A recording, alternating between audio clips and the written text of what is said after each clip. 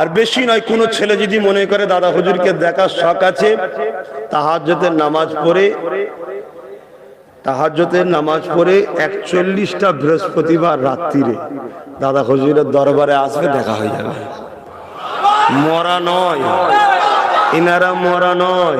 ওই যে আছে হুজুর, 4 জন শুয়ে আছে, 4 শহীদান।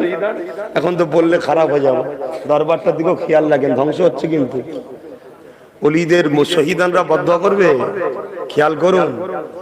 সেই মজা আর নেই জলসায়। আমি এবারে গিয়ে চোখ দিয়ে পানি এসে গেছে, ফুরফুরাই 3 দিনই জলসা বাদ দেন ভাই, ওটা আলাদা ব্যাপার।